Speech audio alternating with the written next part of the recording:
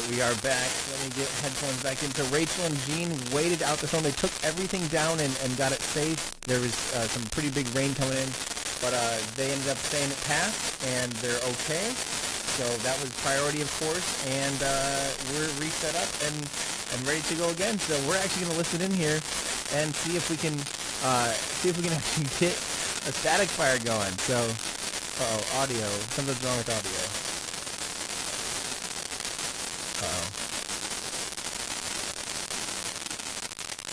Is it better now?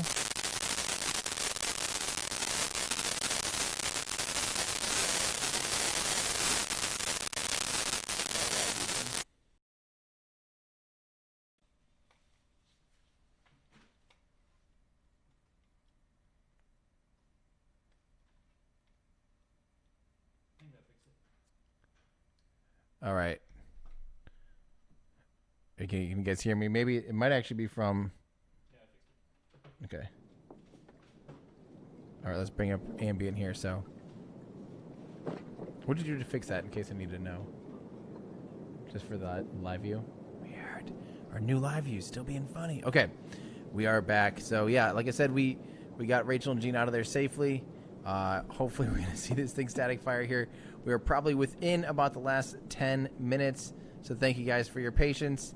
Thank you for bearing with us. But again, of course, my crew's safety comes first. And luckily, they were just able to kind of ride it out. But it looks like we're about to see Starship SEAL number 9 static fire. This is fantastic. Yeah, we'll see.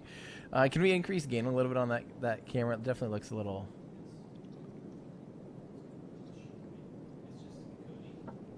It is pretty encodey.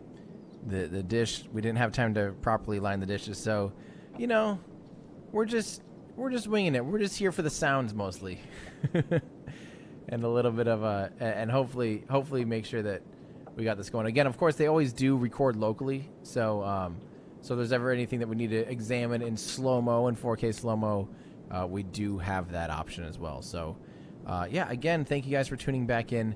We're hoping to see a static fire here because obviously Starship SEAL number 9 will not fly until we see a successful static fire.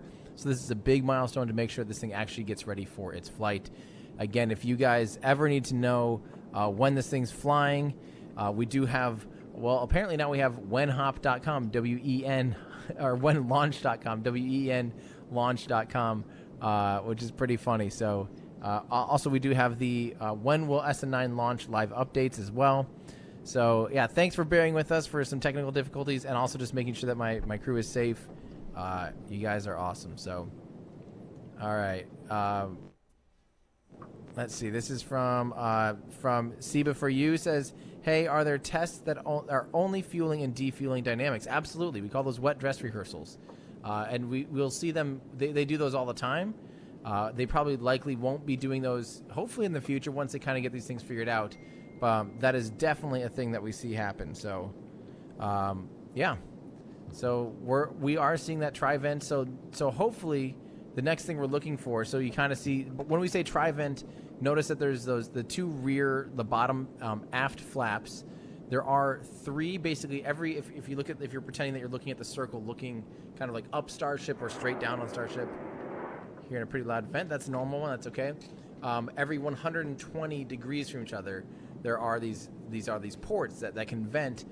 And those are when they're chilling down the Raptor engines, they will run the fuel through the Raptor engines to chill them down to get them ready for the cryogenic temperatures. So there is not some cryogenic shock on the materials. So so that's what we're looking for.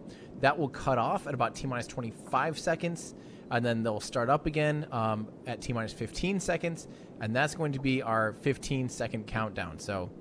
Yeah. So let's see. This is from Spartan. What happened with the crew? Just tuned in. Nothing happened. It's just that a weather storm was coming in, a weather front. It started raining pretty good on Rachel and Jean.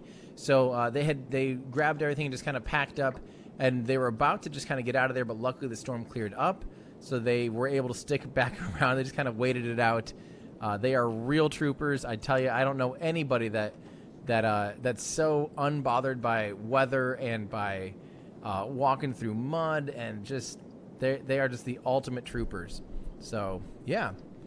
From Casey Red Dragon says, are you using Starlink internet? No, we are not. It would not be a very good option right now in South Texas. Eventually, it'll be a great option literally everywhere. But for now, it's really only servicing northern latitude. So you got to be definitely over about 40 degrees north to really have reliable internet out of them because of the kind of the hole. So at the northern and southern latitudes, they have a lot more crossover, a lot more satellites in the sky at any given point. And oh, sweet, an actual flamingo? I missed that one. But yeah, around the equator, it's a lot more sparse, so you actually don't have very good coverage for that. So, yeah, Musical Wolves, let's light this candle. Yes, come on. I want to see this. I need to see this, so at least I know whether or not I can sleep tonight and whether or not we're going to see this thing try and do its hop anytime soon. I sure as heck hope it's not hopping in any weather, even remotely like this, because, yeah, this would be really sad if they try to hop when it's like this. So, all right, this is from Aaron Jail says, hi, were there previous static fires today, or is this the first one? This is just the first one. It is not normal for them to do multiple static fires. That was kind of a pretty rare event. That we don't want to. Those were flamingos. Cool. That's awesome. All right, Flamingo City, baby. So yeah, that's pretty unusual. That happened once. Don't plan on that being the usual thing. So that was definitely, yeah, as Moondust Lisa in our Discord says, that was just Elon showing off. I mean, that kind of is. I think it was them, like, you know, Elon was on site, and I think he's literally just like, let's just see what happens. Let's see the edge cases here. What happens when we don't use everything under the perfect conditions? How does it handle it? So, yep. Let's see. This is from Bill Miller. What is the venting on the top? On the top, there's occasionally... So there's also the header tank up there. There's two header tanks and there's two main tanks. The header tanks are what they use for landing, for the landing maneuvers. By the way, we're now going to be looking for approximately, we're probably within about a minute, but start looking for those vents down at the bottom to turn off. When we see that, we're at T-minus 25 seconds or so. So get ready for that. That's going to be a good signal for us. But yeah, the venting at top would likely be something to do with the header tank or something like that. So, yep. So stay tuned, guys. Stay tuned, and hopefully we'll see. But I don't know what the vent just above the tri-vent is. That's I don't know. There's vents all over this beast. All right, I'm going to concentrate on this, guys, so I can call it for you guys, and I'll get back to reading your comments as soon as. Oh, did it just cut for a second? They did cut, but that was a different cut than normal. There we go. There's the full cut. Oh, maybe. They're cutting them and then uncutting them. Let's stay dialed in here. So it could be any second now, actually. There we go. Here it comes. Uh-oh, that's probably... It's probably an abort.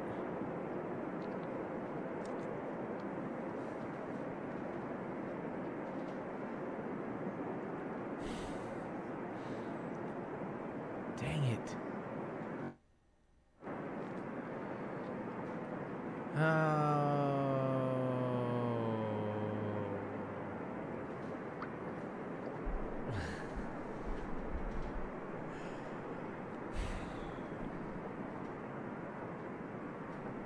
That's definitely a full D-tank again.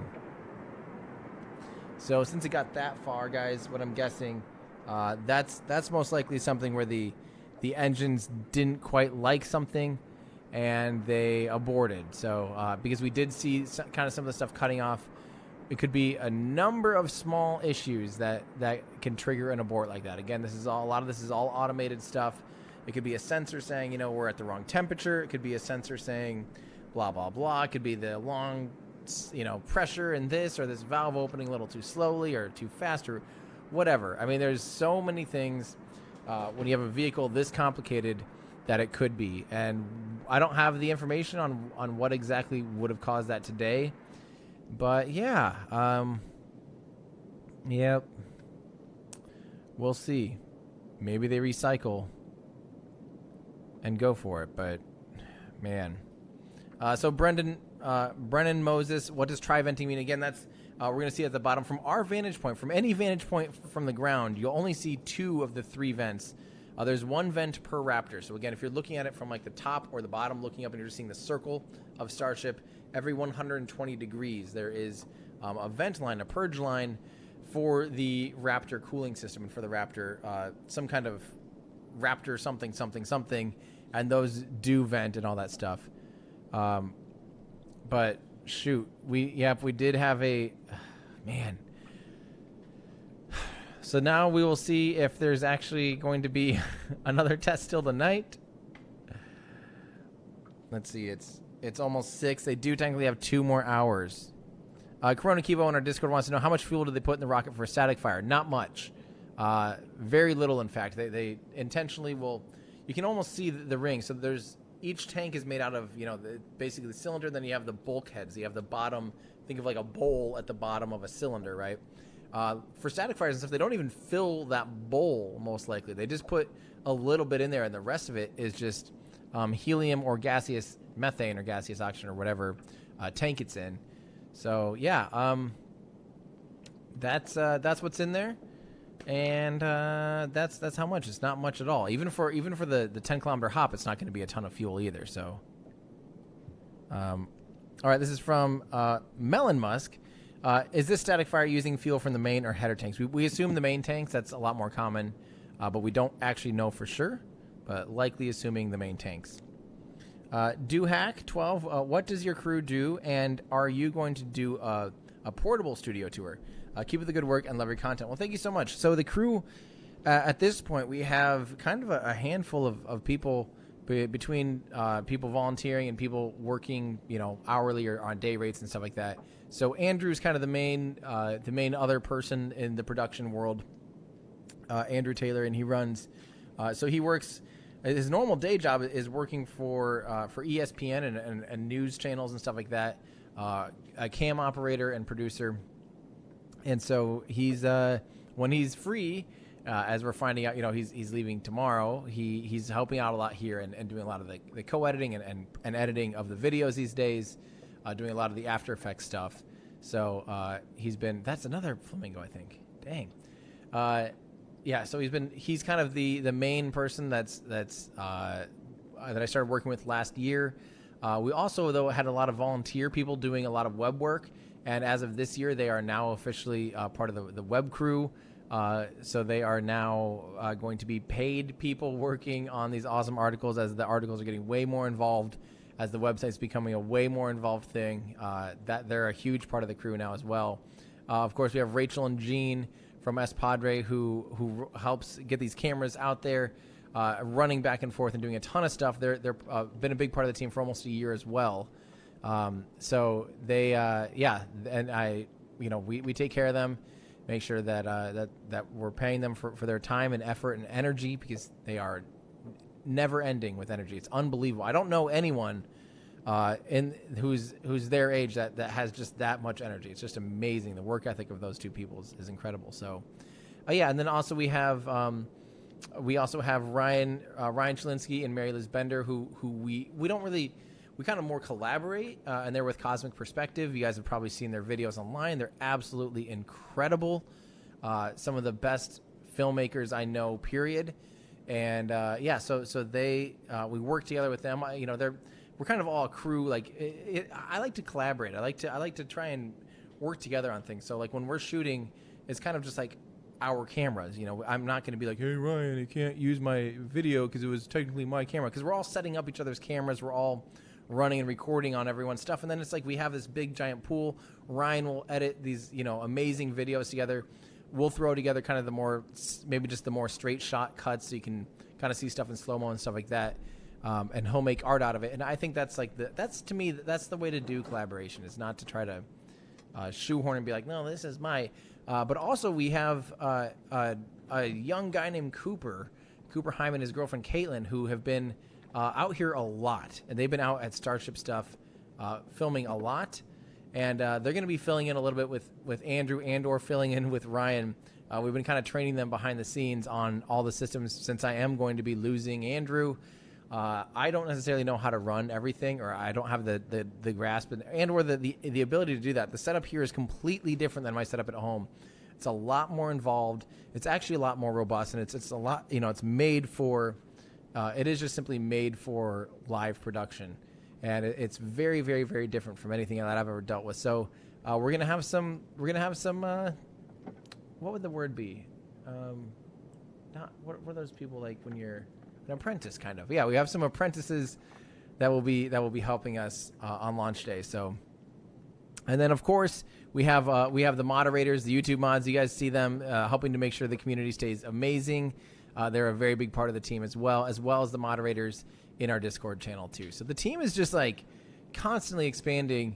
And then of course I consider the Patreon supporters and the people that help with the videos to be the videos and just kind of there for moral support half the time in Discord and things like that as a big important genuinely, like, I don't mean that lightly. I'm not trying to be like, oh, that's a surprisingly big portion of doing this stuff is not burning out and is not totally running out of energy and inspiration, and those, a lot of the people in Discord are just amazing. So yeah. Oh, here, hey guys, this is a fun fact. JCH, who is in the picture in wildlife fishing, I'm going to trust JCH because of the picture saying not flamingos, they are rosy spoonbills. Oh, you guys, so smart. I love it. Yeah, that's awesome. Bradley Bryant says, any idea when Starlink may be available in Australia? Love the streams and watch regularly. I don't know when. I mean, coverage-wise, Australia is actually, assuming, again, that it's below, like, 40 degrees south, depending on where you're at in Australia. Then let me look kind of at... I'm not entirely familiar with the exact latitudes of Australia, but let me just take a look here and see which cities in Australia would be pretty early on accessible. So, for instance, Melbourne is minus 37. So even the most southern parts of Melbourne, of Australia, are a little bit too far north, too close to the equator to be really early access. So I think once it fills up, parts of New Zealand, like even Christchurch is quite a bit further south. So they're minus 43 degrees. They would probably be, Christchurch, Queenstown, some of those, Invercargill and some of those places down there in southern New Zealand would be more prone to be getting Starlink services earlier. But a lot of it's depending on regulatory approval and just simply the production scalability of the physical Starlink units. I think that's going to be a limiting capacity thing here for a little bit too. So we will see. Wayne Slater, thanks for the F. Oh, man, of course this happens. Chip Wolf says, are we sure they're not just running abort testing? We're not sure that they aren't, but no, that's not. They've had plenty of aborts. They know how to do an abort and detanking of the rocket. So it did abort for the third time. Was that the third? Yeah, that was the third attempt at doing a static fire today. So I don't think they need any more practice on how to abort. I think they're just simply trying to static fire and get this thing going, but it just does not seem to be happening. So we will see. From Yehuda Langer says, why is Super Chat not available in my region? I really want to ask stuff. I don't know why Super Chat's not available, but that's up to Google. I don't know. That's not but you can ask stuff all you want, and we'll try and catch it. Like I said, I'm not ignoring the live chat, but obviously sometimes when you have 30,000, 40,000, 50,000 people, I physically can't read the comment section. It's just physically impossible. I mean, there's no way I can address all those comments at all. And I normally can't even at that point keep up with super chats. And again, I feel a bit obligated when someone donates or tips to address those donations. But I also really do want to answer questions. So when it gets too busy, I'll just try to answer questions and thank some of the people. But I do definitely miss things. So I don't try and ever lock you guys out like, oh, you didn't you got to pay if you want to ask a question. It's not that at all. Please ask questions. That's why I'm here. It's just simply a matter of logistics. That sometimes when we have a huge queue of super chats, it feels wrong for me to ignore them. I don't know. So Hillbilly in the Philippines. The rigs have been named Deimos and Phobos by SpaceX, which are the names of the 2 moons of Mars, and the names of the gods of both dread and fear in Greek mythology before that. Yes, absolutely. Yep, we've been, once we kind of realized that, I definitely think, yeah, I mean, these are for sure, the oil rigs are for sure going to be sea launch platforms. I mean, it just totally makes sense. We've been seeing Elon talk about it forever. Remy Tim, Frosty bit up top, there's header tank activity for sure. Maybe we'll see back-to-back fire main and header tanks to simulate the actual relight. I don't know, Remy Tim. I mean, they didn't do that ever with SN8, and SN8 actually did fine in that regards. It just lost header tank pressure. I don't know if it had anything to do with that switchover at all. I mean, I don't know. We did actually see them having to dump over extra oxygen in apogee. SpaceX actually pointed that out in that video they posted, which could mean that they were losing pressure in methane on the way up, potentially, or even right after liftoff. That methane header tank could have collapsed or cracked or had vents leaking or whatever, something on ascent. And then in order to stabilize and try to balance out the loads, they were venting oxygen. We saw that in SN8. So, yeah, we don't really know anything else, to be perfectly honest. But I don't think that the actual... I think they know that they can do that back-to-back relight because they did it for SN8, even with the problems of the header tank. Bartos says, when can we expect the hop? Great videos. I have no idea. I've been expecting the hop for weeks now, for literally 2 weeks now. It's milestone based. It's simply when this thing, if you want to know, we've got this website for you. When will SN9 launch? And that is going to give you the most up-to-date information that we have, period. We're just kind of waiting. This time, it's so milestone based. Whenever anyone asks, just say it's milestone based. The next milestone we're looking for is static fire. We need this thing to static fire before they do a launch attempt. So we don't. Yeah, people in Discord or people in YouTube chat, I see they're asking, are they going to do it or no? We don't even know. They just did attempt a few minutes ago. They scrubbed that. They detanked for the most part, and now we're just waiting because we just honestly have no idea. Let's see. So this is from Space Dude. Will Super Heavy do a 28 vent instead of a tri-vent? That's a great question. Most likely at that point, they'll probably have to point the vents down or something. I have no idea how they're going to do that. That might be fascinating. There very well could be like a whole skirt of vents all the way around the outside, but I honestly have no idea. So that's a great question. David Riegler, hi Tim. Get that fender unbent. Working on it. Very excited about SN9 launch whenever it happens. I am too, David, and thank you so much. Henrik says, why do they need a static fire if Falcon doesn't need it? Well, the Falcon has been flying for 10 years, and it just now, literally like in the past 6 months, is getting to the point where they're not static firing, or the past year, after literally thousands and thousands and thousands, tens of thousands or hundreds of thousands of minutes of runtime with the Merlin engine. It's insane. Or is it I don't remember how many minutes, but it's just maybe more than 10,000. I don't remember, but it's an insane amount of time and well beyond development of the Falcon 9. The Falcon 9 is well known. This is still an incredibly temperamental and developmental vehicle. This is still like day 2 in the grand scheme of this vehicle. This is still baby steps. They absolutely still need a static fire just to make sure that things are working on the system, because it's still a new system. It's still a new program. It's still a new vehicle in general. So, yeah.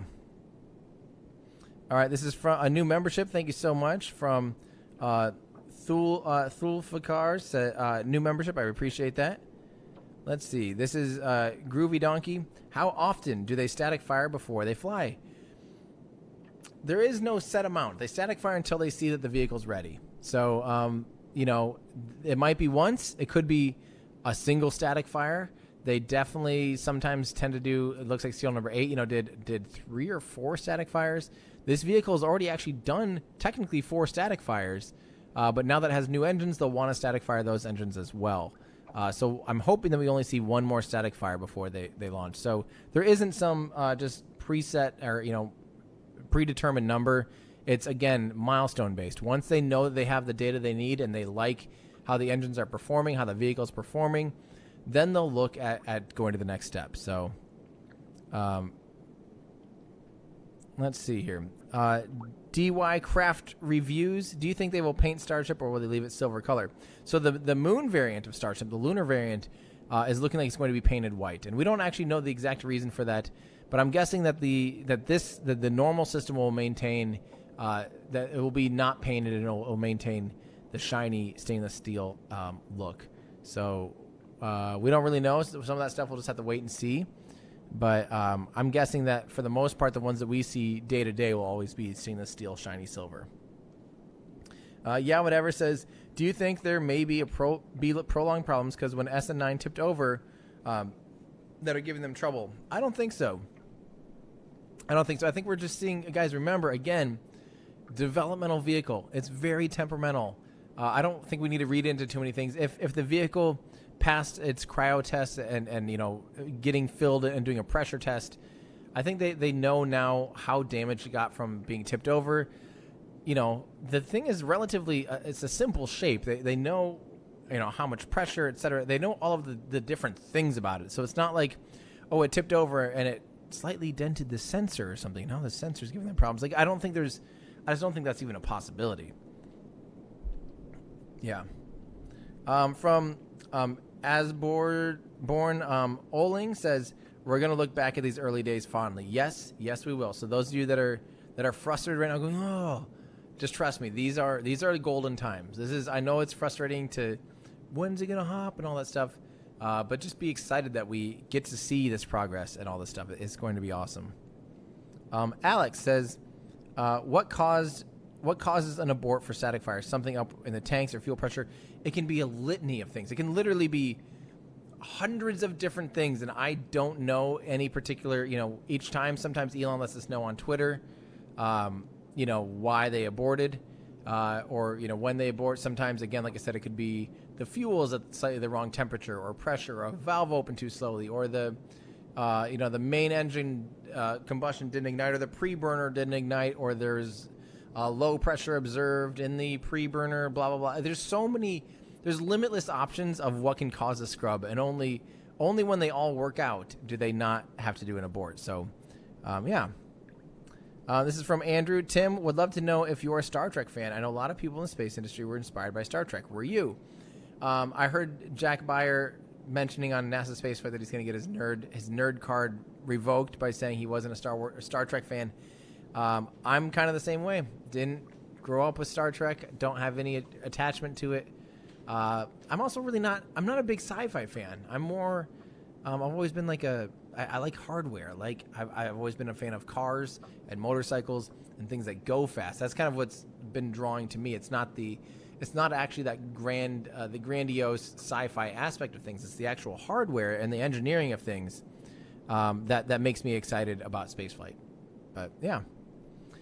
This is from Tolfikar, says, love you, bro. Thank you so much. I do appreciate that. Love you too. Edward Gray, what tier do you need to be for on Discord? Well, you need to be a mission specialist in order to be Discord. If you go on patreon.com/everydayastronaut, you will see the tiers listed, and it'll tell you which ones you need to be in order to join our Discord channel. So, yeah. Yuda Langer says, how will they slow to enter Mars, considering a belly flop wouldn't be as effective? It'll sure be almost exactly as effective, believe it or not, because a lot of the on Earth, most of your speed is actually canceled out in the very, very, very upper atmosphere, where there's very trace amounts. But you're going so fast that you need to actually even stay up in the upper parts of the atmosphere. If you dip down too low on Earth, you're going to get just absolutely destroyed. So they intentionally, when you're reorbiting or deorbiting or returning from the moon or something, you need to aim at the thin part of the atmosphere. Same with Mars. You actually can... Mars has plenty of atmosphere. When you're going 10 times faster than a bullet, even 1% atmosphere will have an insane amount of effect. But they do need to intentionally fly as shallow as they can to let the atmosphere burn off as much, bleed off as much velocity as possible. But, yeah. So the belly flap wouldn't be quite as effective in the same regards, as it doesn't have as much potential to bleed off total velocity, but it absolutely can scrub off a vast majority of the re-entry velocity, or the entry velocity from Mars. From John Lovell, any everyday astronaut coding or web projects in the works we can volunteer for? Flo? I don't know. Is there coding or web projects in the works we can volunteer for? Andrew, do you know of any web coding stuff that we need extra help on right now?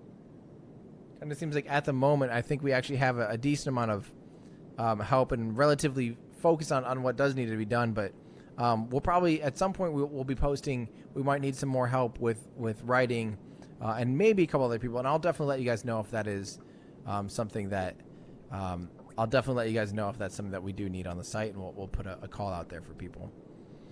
Mr. True Shoe, you should have me up there on the boat. I'm also a marine mechanical engineer, so that could help. Hey, that if you're down here in South Texas, might not be a bad idea to have a redundant boat crew as well. So, yeah, thank you, Mr. True Shoe. Might not be a bad idea. Musical Wolves could have warming issues while trying to fire. Yep, I mean there's a litany of things. We really just don't know at this point. So we're just gonna kind of watch and see if they do have about 2 hours left. So from Herbie, thank you so much for the membership. I do appreciate that. And Paulus, if SN9 survives 10-kilometer hop, would SpaceX will try to do a higher altitude hop with the same vehicle? We don't know. I think at this point they have such a big backlog of vehicles that I don't think they really want to just refly anything. I think they just want to get through their backlog of production vehicles so they can get to the more advanced things and get to the... I think they want to stick a landing and then...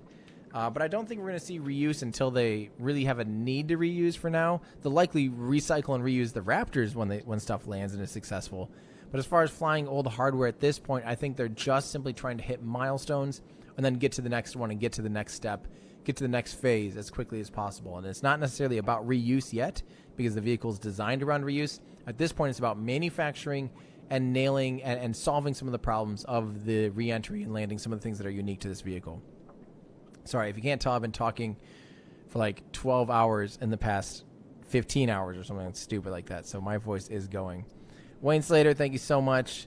Brian wants to know how tall is Starship. Why don't I do my rundown here? This is Starship. This is a prototype. The ambition of this vehicle is eventually to get humans to Mars, which is the wildest thing ever.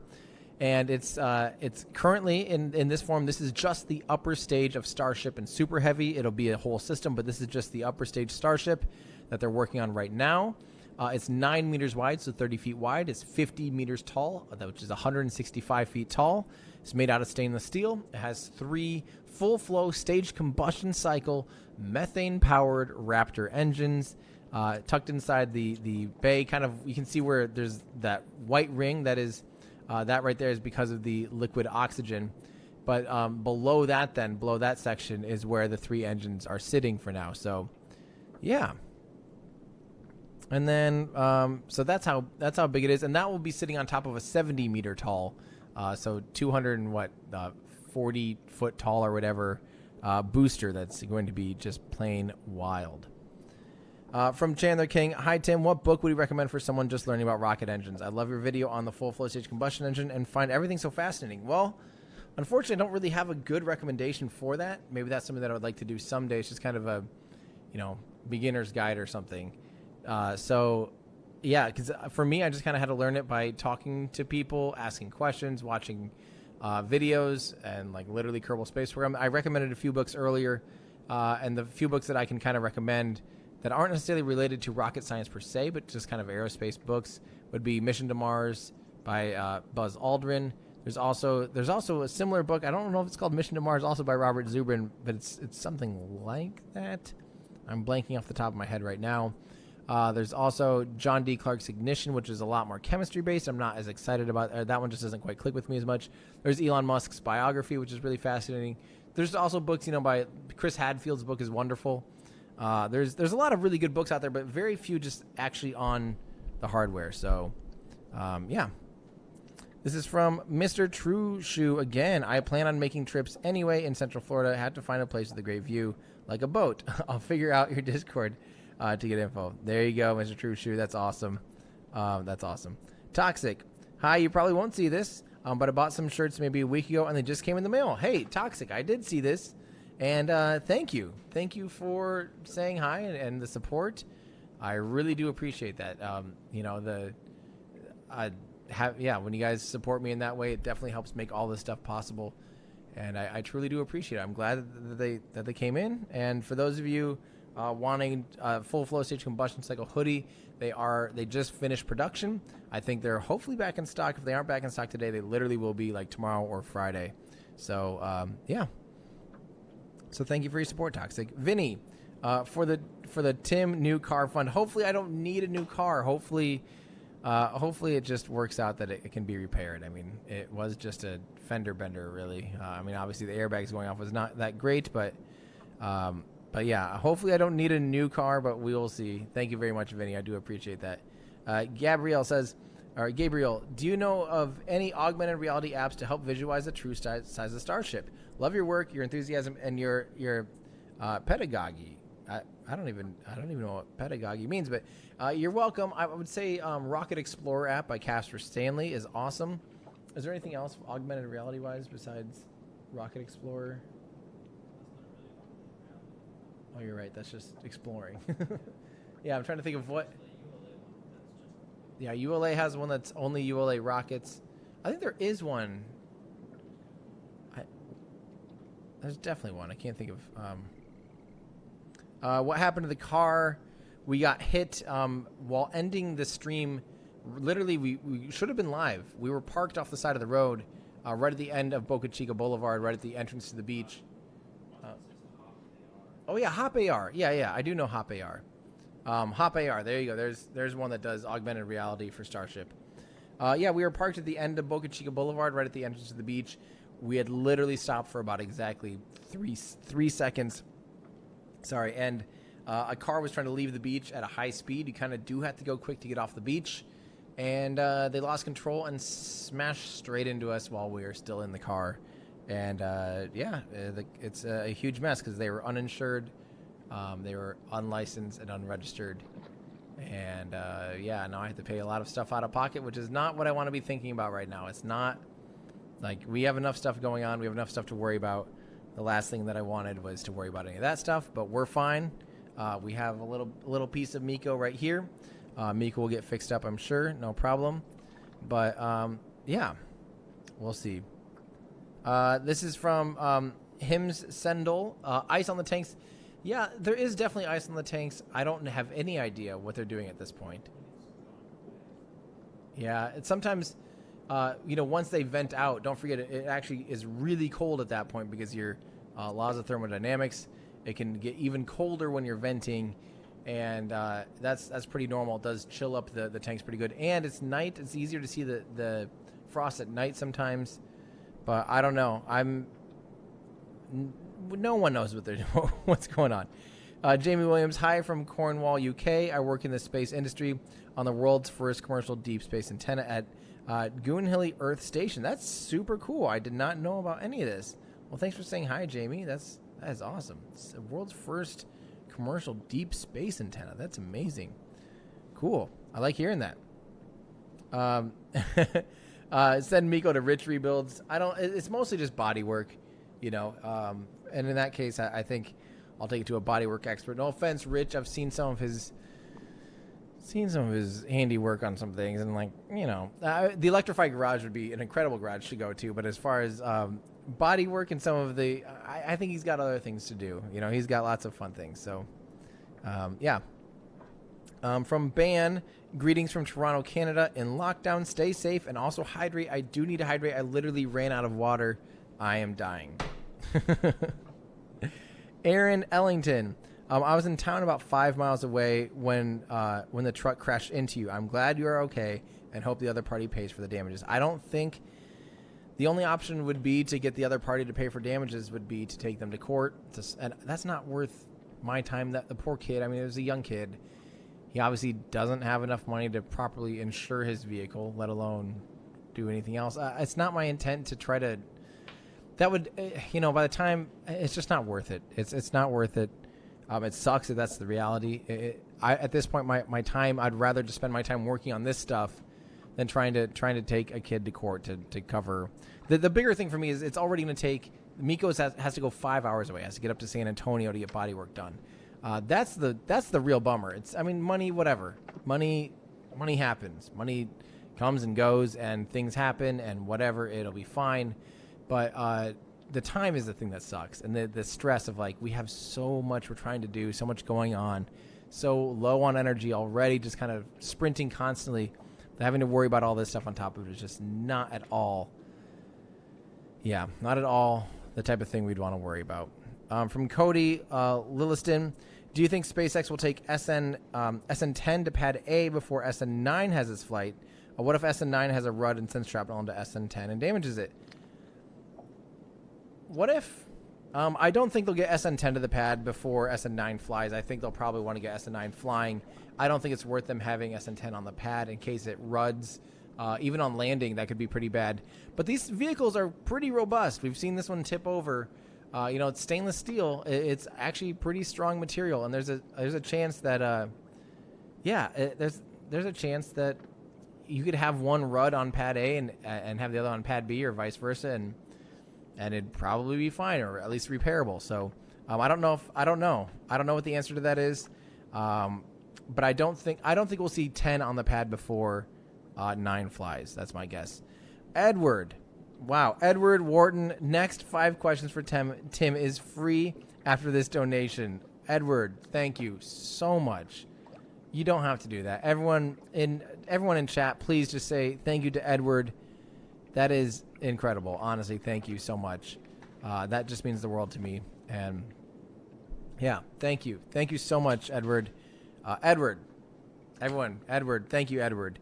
That is awesome. Let's get some more things in here. Hopefully we get some good questions. I guess this will be hard now for us to find a good question because everyone's saying thank you. So as soon as you say thank you, Edward, let's get a couple fun extra questions in here, and then we'll add them. So we have one more super chat, and then we've got a couple good questions to answer. So Ian says, sorry about the car. Glad you're all okay, and let insurance deal with it so you can focus on SN9 and sleep. Go to sleep. Sleep would not be a bad idea. I don't think Andrew and I are on much sleep because of the triple or now quadruple header streaming at this point. But yeah, thank you very much, Ian.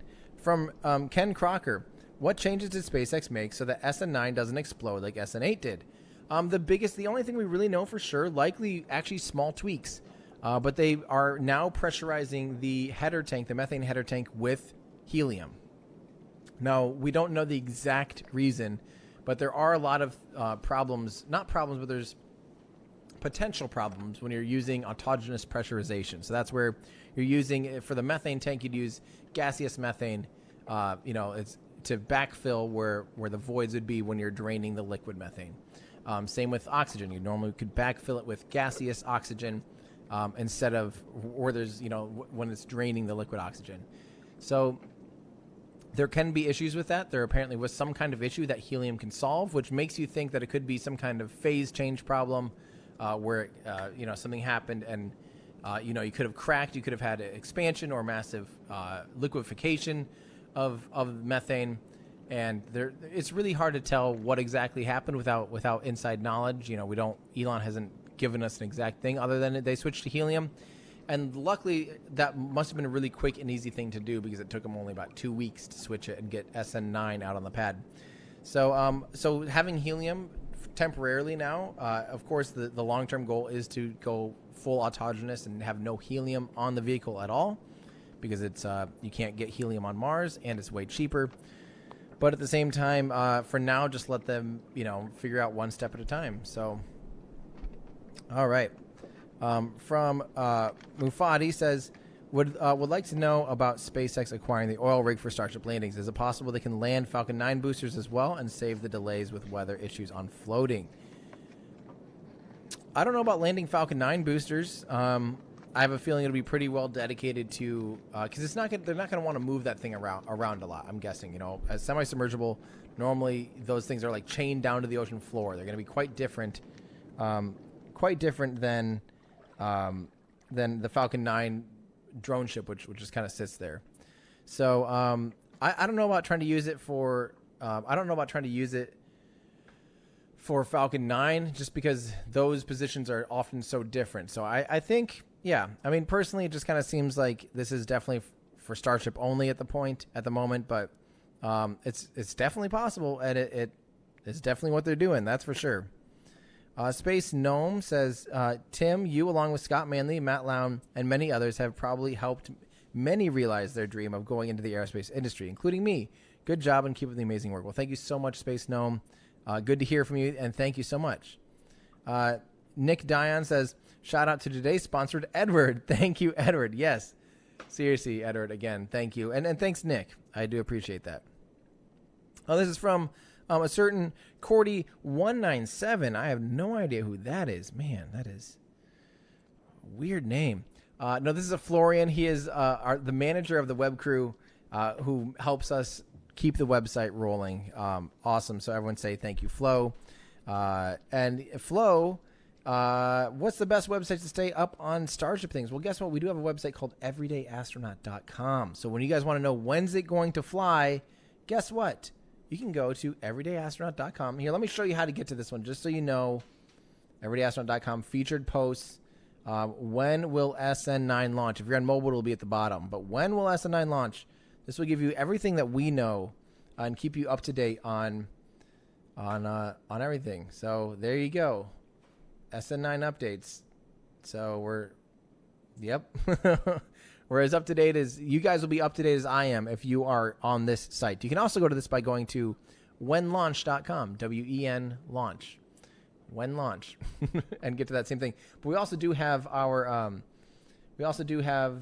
the pre-launch preview for this launch, Starship SN9. So this is under upcoming launches, Starship SN9. This will tell you what you need to know about SN9's 10-kilometer hop as well. So, yeah, hopefully between those two articles, you can get all the information that you guys need to know about Starship and specifically SN9, because we have an awesome web crew that's keeping all that stuff super up to date.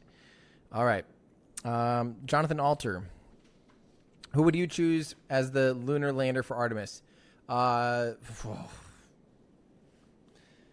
be honest, they're all great. I really do believe they all have their own merits. I would definitely choose Starship because it's by far the biggest. It's made great progress. They're clearly ambitious. They clearly are working on this stuff very, very intently at a rapid pace. And it's the cheapest. That's the funniest thing. It's actually the cheapest. So I would definitely choose Starship, although it is risky. You know, it relies on a lot of unproven technologies in order to actually get to the moon. So there's high risk, but very high reward too. Dynetics would be, I feel like, a pretty safe bet. But as far as safe bets, honestly, the national team one is, because Lockheed Martin would be building the Ascent module, it'd be super integrated like Orion. You know, a lot of that stuff's done. It'd be really easy to build that spacecraft because it's basically almost like a heat shieldless Orion, essentially. So a lot of commonality there. It'd probably flow really well with everything. So, man, I don't know. They're all great. I think I would actually probably go personally Dynetics and Starship, I think. But I don't know. I could be talking to any of them. National team, it just seems like it's very expensive, though. So we'll see. Matt's YouTube stuff for Miko's new face. Well, thank you, Matt. Hopefully we get insurance to figure out a decent amount of that stuff, but we will see. It does look like we're working on some exposure changes for you guys. From Horian says, in the upper left of the ice, you can see it melted on the NASA spaceflight stream. You can see some water dropping down. So a big chance of aborted. Well, we know for sure it aborted. We know 100% it aborted. But the question at this point is whether or not they will try and go again. It's seeming unlikely at this point since it is 6:30 and we're not seeing any other action. This is from Stian Sunby. What do you think they will do to SN9 if it sticks the landing? I think they'll probably reuse the engines and then send SN9 out either for scraps or make Cybertrucks out of them. Or, yeah, that's what I think. I'm going to get through a couple more of these questions quick, but man, I'm going to need a voice break again already. I'm just almost at the end. Wild Mr. Bill Wild Mr. Big Head Bell. Amazing stuff. Thank you so much. I do appreciate that. Big Head Bell. Thank you. W. Holmes, we see lots of weather scrubs. Will SpaceX ever get the operation envelope of Starship to the same level as a jumbo jet? That's the ambition. Again, this is a larger vehicle. It is less susceptible to winds. It's less susceptible to lower winds, to upper level winds. I mean, it's a larger vehicle. Those winds they don't push it around as much. They don't have as much force. Well, technically they have the same amount of force, but they don't have as much influence, I guess, on it. So, yeah, someday the goal is to be, airliner-like, reusable and flyable without big delays and stuff like that. So we'll see. I think in 10 years, a lot will change. Wayne Slater, thank you so much for the para character. I do appreciate that. From Kevin, can't wait to see SpaceX launch and land on Liberian-flagged oil rigs. I like the idea of Elon buying oil rigs and using them for space travel. It is actually really cool when you think about it. Like, what a great symbol of the future to get out of oil rigs and what feels like a pretty archaic 20th century solution to everything, was just get oil and do oil things. And this just seems like a cool little slice of the future, repurposing the old way of doing things into the 21st century way of doing things. I think that's awesome.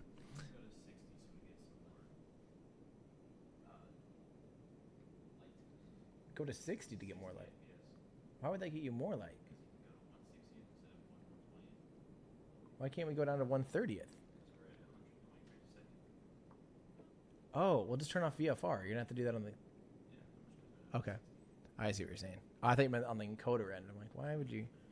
Okay, we're trying to brighten it up and increase our shutter by able to increase our shutter double. So give us 1 second.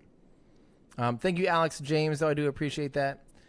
Joseph Gates, thank you for your podcast contribution to for car repair and water. Cannot tell for sure, but oxygen header might be frosting and venting. There's also venting on aft. Is this normal for a scrub? It definitely scrubbed, like 100%. It's scrubbed. We know it's scrubbed for a fact. The question is whether or not they're going again. My best guess is they are not, due to the lack of any kind of activity down at the tank farm. So thank you, Joseph Gates, and thank you for listening to the podcast that I do each week. Every week, guys, I do a podcast called Our Ludicrous Future. You can go to olfpod.com. If you want to hear my thoughts on spaceflight each week, somehow I'm going to have to wrangle the energy to do this tomorrow morning. Hopefully they're not flying tomorrow. Jeez.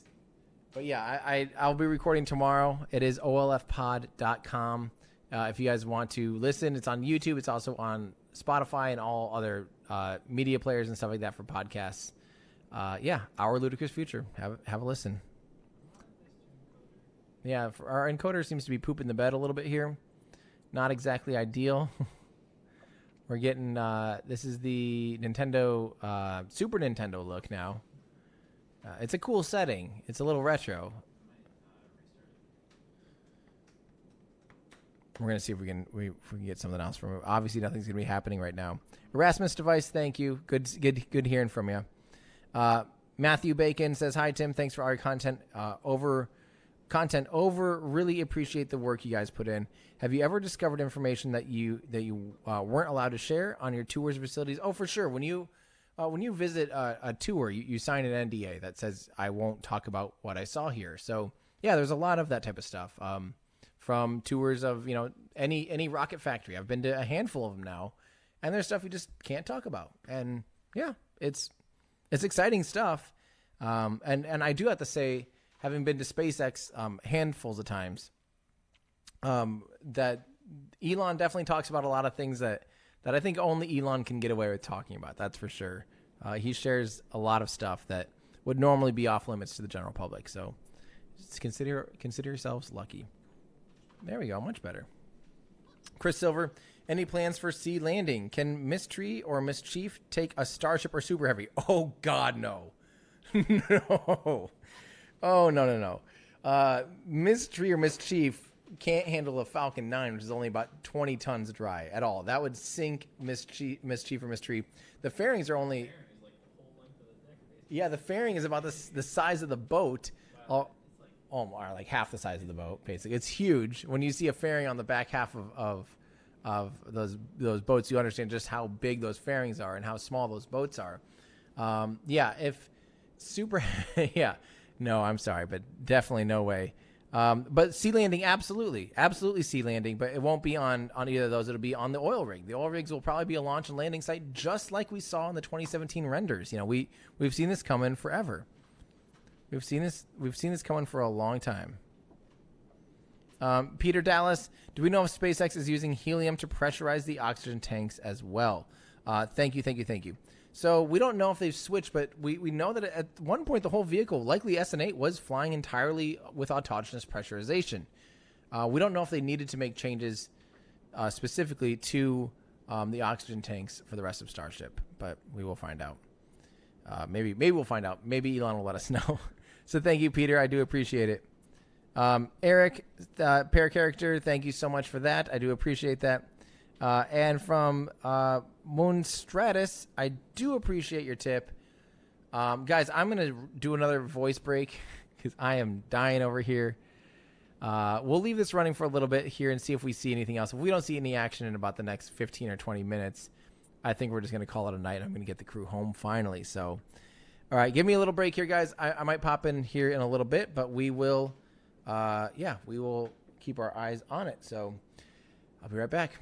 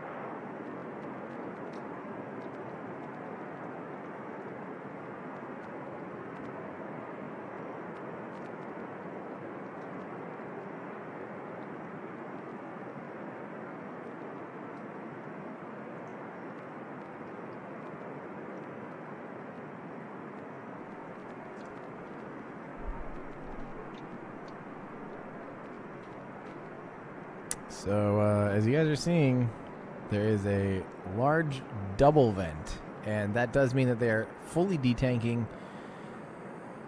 There is still an hour and 15 minutes left in their window here, but yeah, at this point, we have no idea. Oh. Yeah. Two things we know for sure is next time I send Rachel and Jean out there, that even if no matter what, I'm going to send them out with a lens that can do that's an f1.8 aperture. Currently, what they're shooting on, depending on where it's at, because it is a variable aperture. I think its minimum aperture right now is 5.6. So going from 5.6 to 1.8, we will have a lot better, almost like night vision. I mean, 1.8 is substantial. That's a fast lens, and so we'll be able to at least get a similar shot like this. But oh yeah, we could do a speed booster. Holy crap, that'd be hot. Whew. Although that'd make it quite a bit wider though. And not if you're home. So yeah, we're seeing them detank. They could reset. So yeah, we just don't know. We just do not know. Although look they are running the condenser again. They are running that compressor, so we'll see. We're going to leave the stream up, and I just want to real quick say thank you to Bronson for the membership. I do appreciate that. We're going to leave the stream up for a little bit and see if we see any kind of ground tank activity, since they do have an hour and 15 or an hour and 13 left. I'll let you guys know, but let's see. Wait, Edward, where was that?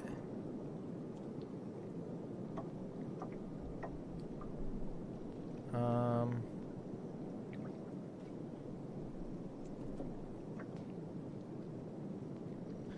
on.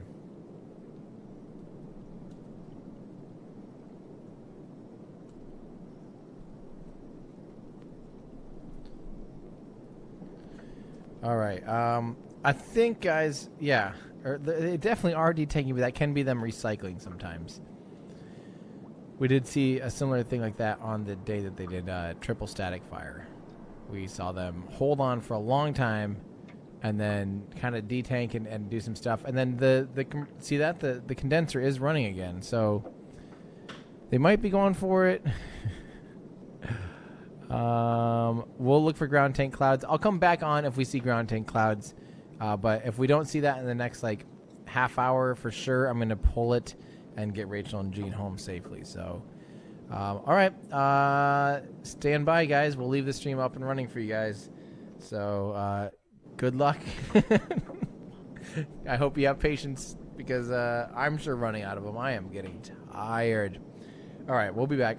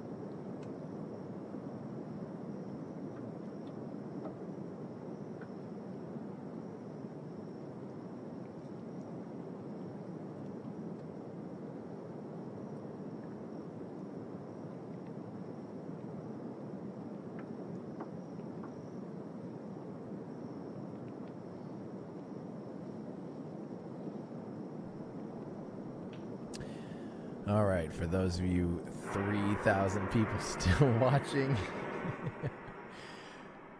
looks like we're calling it for the night, guys. I mean, they're still just detanking. There are no ground vents, you know, at this point, because the road closure ends at 8 p.m., which would be 20 local.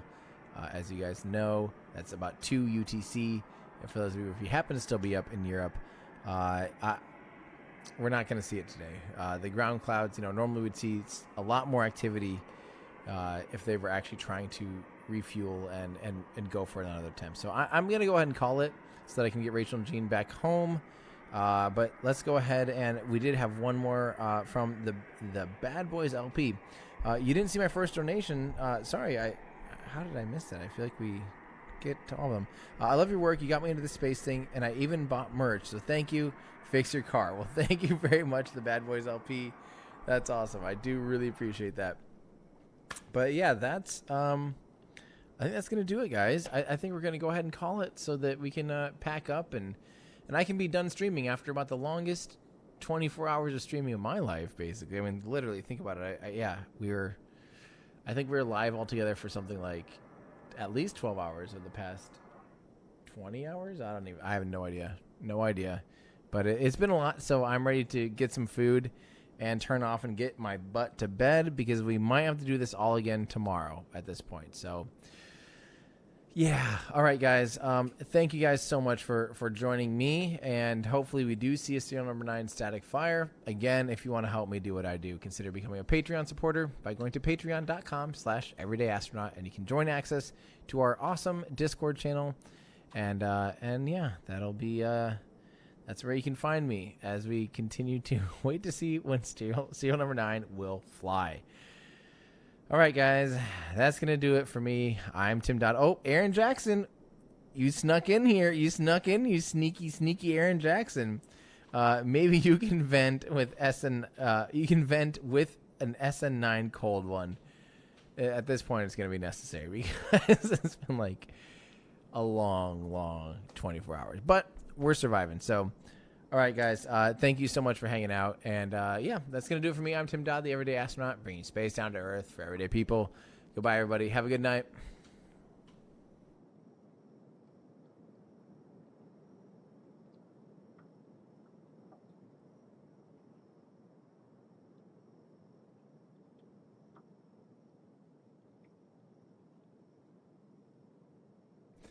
Boom, boom, boom, boom, boom, boom, boom, boom, boom, boom, boom, boom, boom, boom, boom, boom, boom, boom, boom, boom.